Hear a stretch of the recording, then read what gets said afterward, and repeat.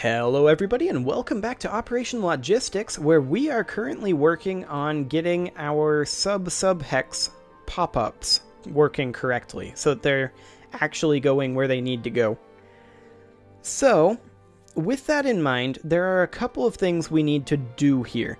This, as it sits right now, isn't going to work. However, we can go into our, actually it's here, into our hex manager, and we can store our public base hex, and actually this will be public subhex, and we are calling this subhex visual for reasons known only to me of last week. So public subhex visual selected subhex. Okay, so we've now got that, and then in our subhex, this is our subhex here, we can actually still keep this commented out. In our subhex visual, which I think is currently not open, hang on, there we go. In our subhex visual here, there we go. You get back there, Unity. Okay. Okay, we're good. In our subhex visual here, we can go ahead and let's see. What was I going to do? I've lost my train of thought. Oh, I know what I was going to do.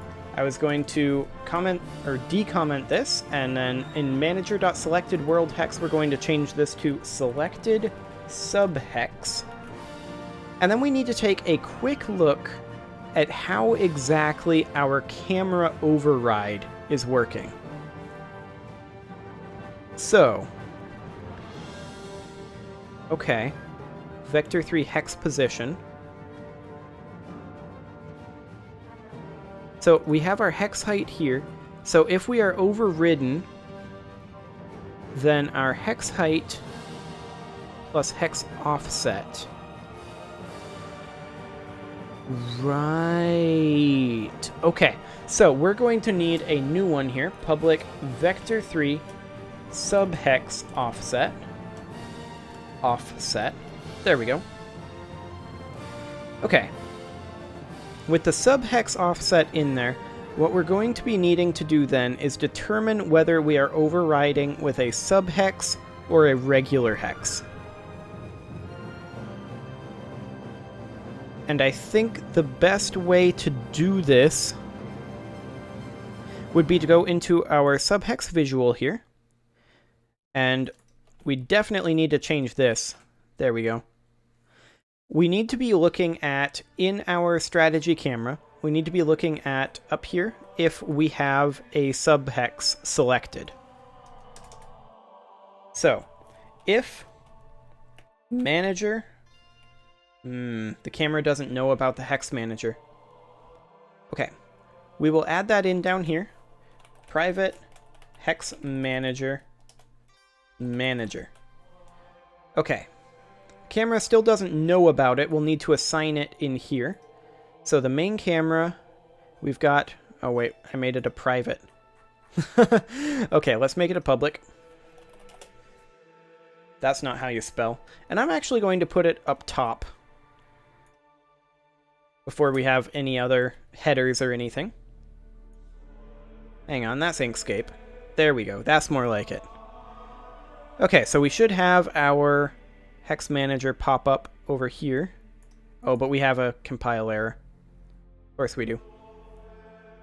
So if manager dot selected subhex equals null, then we want to do this. Else, we want to do something else entirely, which is copy this and do subhex offset. Like that. Okay, so if we have a selected subhex, then we want to use the subhex offset. But the strategy camera still needs to know about the hex manager. So let's go ahead and toss that in here, and now it knows. Excellent. So the question is, now, what should our subhex offset be? For right now, let's just copy in our hex offset, and then just multiply that by 0.1. We'll see if that works. Hopefully that'll work. Now, I have no idea what we're going to see when we run this. But let's find out, shall we? So we go here. We click on that, and nothing happens. Okay. So in our subhex visual, then, why is nothing happening there? Because we're toggling override. That's why. So in our strategy camera, rather than toggle override, let's create a new function here, public void set override vector3 hex position.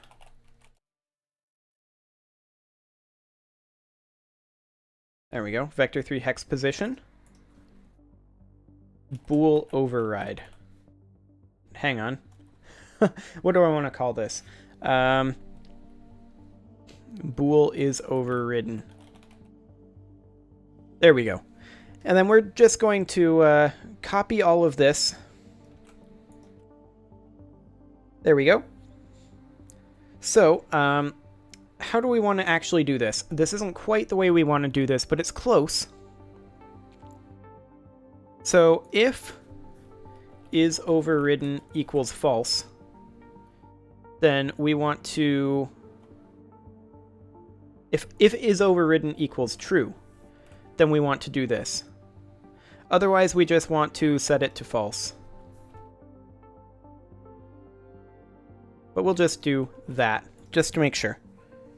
Okay, so in our subhex visual, instead of doing toggle override, we will do set override.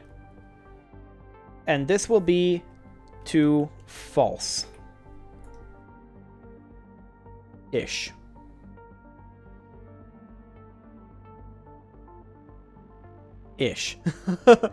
We'll see how that works. This may not be what I want exactly, but set override, and then we'll have this to true.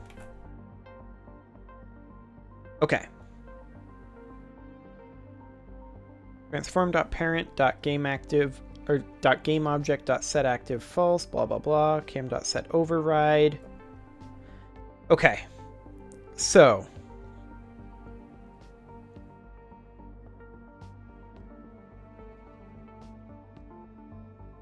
right. This probably isn't going to do exactly what we want.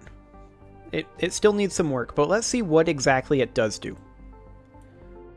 So we come on in here, and we click on that and nothing happens, but we can zoom back out. So why is left click not causing anything to happen at all? So we override true, selected subhex equals this. Okay.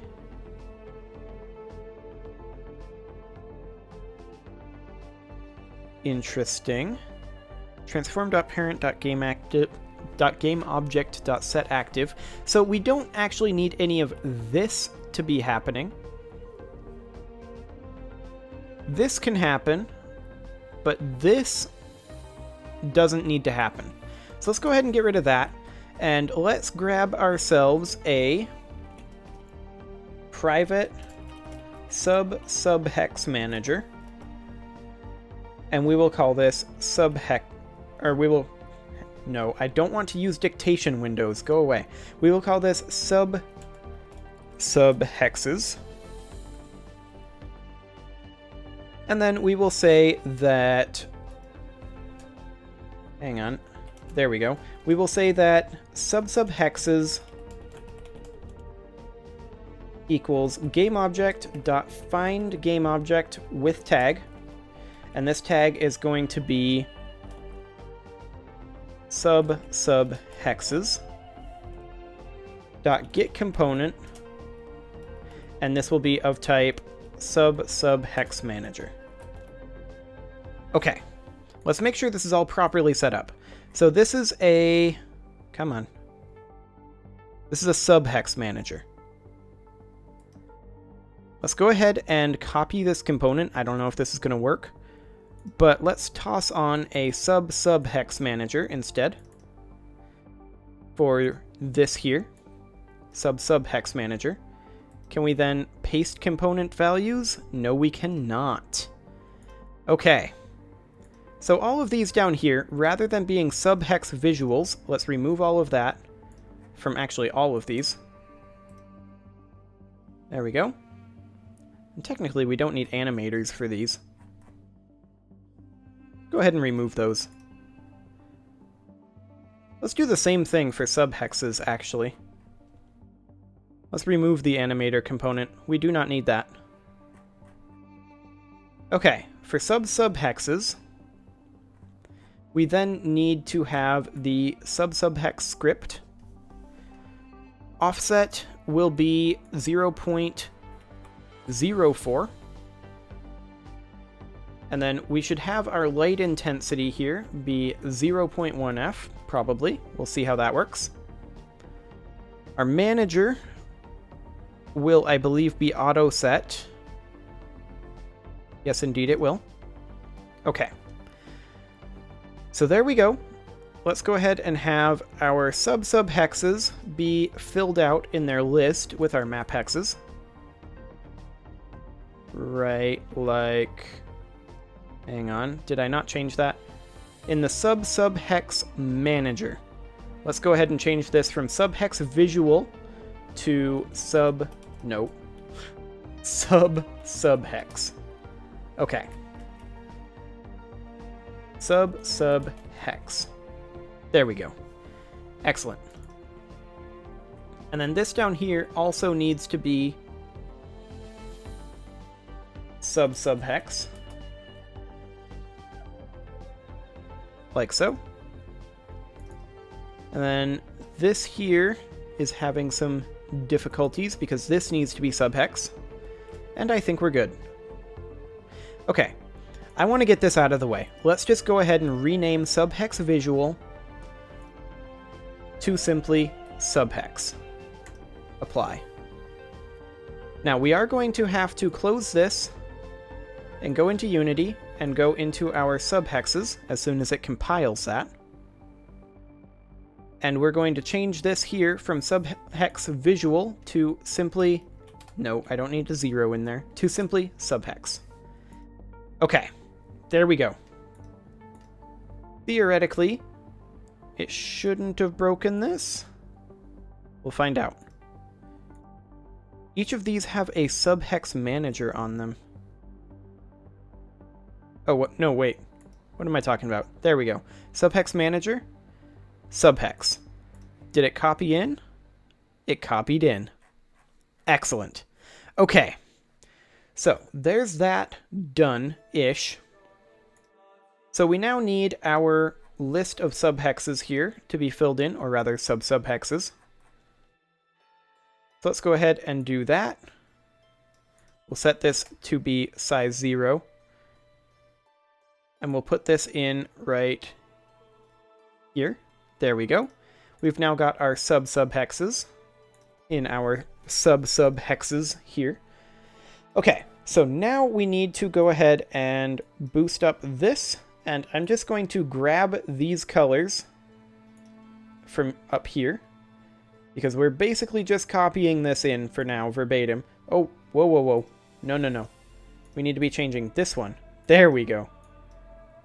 Okay. Excellent. And then for industrial color, we'll grab this. For forest color, we will grab this. For farmland color, we will grab this. And finally, for town color, we will grab this. Okay, and we will do 8 Voronoi seeds for right now. Now, of course, much of that will change going forward as we develop the subhex manager a bit more, but that's okay. Each of these were not raised internally, were they? That's at 0 height right there. Okay, well, we'll just leave that where it is for right now.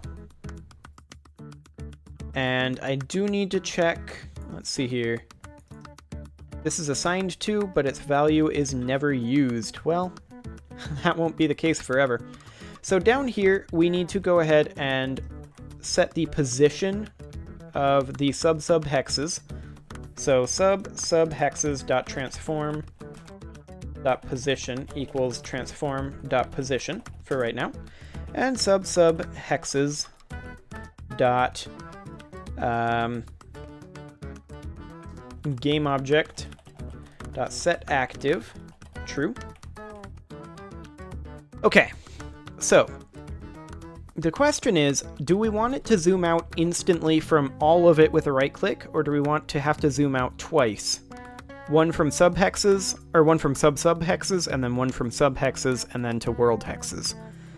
I don't know yet. Type or namespace subhex cannot be found? What are you talking about? It's right here. I'm gonna try reloading the solution from Visual Studio. I think Unity was fine, but I think Visual Studio was freaking out a little bit. Okay, Visual Studio, are you good now? I think Visual Studio is now good. Yep, excellent. It now properly sees it. Fantastic. So we can go ahead and get rid of the subhex manager off of here. We only need the sub-subhex manager now. And let's see what exactly happens when we try to zoom in on a subhex. I have no idea what this is going to do, but probably nothing. Yep, it does literally nothing. However, that is way too dim. Did I change that in subhex? I did. 1F. Sub-subhex needs to be 0.1F. There we go. Okay. So, why are we not actually zooming in here is the question. So, we need to set override transform.position true. Selected subhex equals this. And we should be setting the sub-subhexes. So let's go ahead and see what exactly is going on with our sub-subhexes. So we click here, then we pause, and let's see where our sub-subhexes are. It didn't change their position in the slightest. Okay. So, are we not getting our sub-subhexes object? Let's set that to public and see what we get. Okay, sub-subhex manager. Okay, it is getting the sub-subhex manager. I think it is just not actually doing anything when we left click. This is probably something really stupid. This is sub-subhex. We need to be in subhex here. So, on mouse over. Oh, if we're not overriding the camera. That's what it is. There we go. Now we should do something. We'll see what we do. Wow, that was a stupid mistake. I can't believe I made that one. I knew that it was there, too. That's the really frustrating part. Ooh, look at that. Okay. So, we just now need to adjust our camera offset a little bit. So let's go into global space and move up a little bit here. Okay. Our problem here, I think, is our near clipping plane. Yep, that was our problem. So if we set our near clipping plane to be at 0.01 rather than 0.3, that'll be fine. We should be able to, at that point, go boop, boop. Now these are definitely too high. So let's see what we can do about that, shall we? We're at 000 for our sub-subhexes here. So I would like to, let's see here. Where is our offset that we did for that? Transform.position equals transform.position. Yep. That is fine. I mean, I could just go in here and set all of these back down to a zero, and we'll see what that does. Maybe it'll do something. Okay, so that's a lot of commercial. Okay. So that put them... you can see now that they're all Z fighting. And interestingly, I don't think it turned them off. No, it did not. But that's fine. So they're Z fighting there. We'll go for 0.1. That might be way too much. Each of these are at a Z of 0.01. Okay, so with that being the case, this is definitely too much. We need to be at 0.001, I believe. And let's see how that works. Boop, boop, perfect. So you can see we have those as our subhexes there. And you can also see that we instantly, when I zoom in here, we instantly zoom all the way out, which is a little disorienting, I think. That's something I definitely want to change later on. But yeah, that feels pretty good right there. I like that a lot, as I bump my head into the microphone repeatedly. And you can see we can get very, very granular. Now, it does bear noting that some of the borders are kind of hard to see at that size. But that's something we can always address later on. That's something to do with lighting, anti-aliasing, things like that. We can always adjust that. So I feel like sub-hexes are coming along nicely. Now, what do we want to do with them? Well, for example, here in a residential, each of these would be like... this whole thing would be like a neighborhood, and we'd have roads going through and buildings and things like that. So that's essentially what we want to go for our sub-hexes. That said, we may want to consider putting in an on-right click up here. So when we right-click on a subhex only for right now, just to make sure that this is working, then all we need to do is change our selected subhex to null. I don't think we need to undo this override. Well, actually, we should be doing this on a subhex. If we click on it, we don't want anything to happen. I'm going to go ahead and delete this and say, if left click do things. Okay. So, for only the subhexes right now, let's not toggle our override. We do want to set our parent to be deactive. However, we don't want to set selected world hex to null. We want to set selected subhex to be null. Select ed subhex. Thank you, compiler. Okay, so this will only work right now if we right-click on a subhex, but that should force us to right-click twice, which I think will feel a little bit better. So let's go into a subhex here, and here we are. And that light, I think, needs to be brightened up a little bit, the selection light.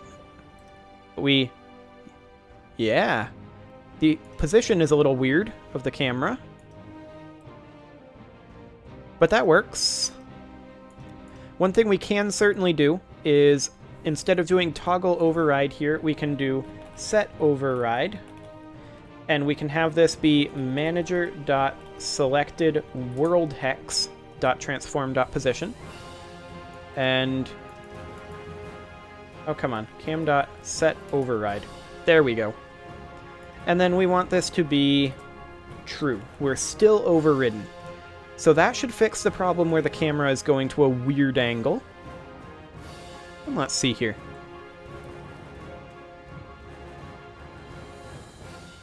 And we right-click, and we go back here. Excellent. Now, if we're in here and we right-click out here, it will go all the way out. Which, maybe that's a good feature. I don't know. One thing I would like to do before we end this here is I want to bump up our light intensity here. We'll try 0.5F. Because we also need to change our offset here. Instead of being 0.4F, 0.04F, maybe. No, actually, I think I changed it here, didn't I? Yes, I did. Okay, that's fine. So let's brighten that up just slightly. Boop, boop. Yeah, that feels good. Okay, and we can go back to here, and we can go back to here, or we can just go all the way back out. Now, if we go all the way back out, it is not currently changing, or it's not currently hiding the sub-subhexes. So we need to, when we right-click on the subhex, we need to make absolutely certain that we are hiding the sub-subhexes. So sub-subhexes dot game object dot set active false. Now, if we're doing this on the base hex, then we need to be doing this for the subhexes and the sub-subhexes. So public subhex manager, and we'll call this actually sub-subhex manager. Sub-subhex manager. And we will grab that in exactly the same way we do here in the awake.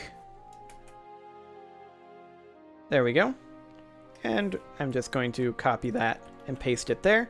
And then down here, when we are zooming out, we need to make sure that the sub-subhex manager.gameObject.setActive is set to false. Because we do not want to have that thing showing, if at all possible. Okay. So if we do a world hex out here, that hides it all. Oh my, that was exciting.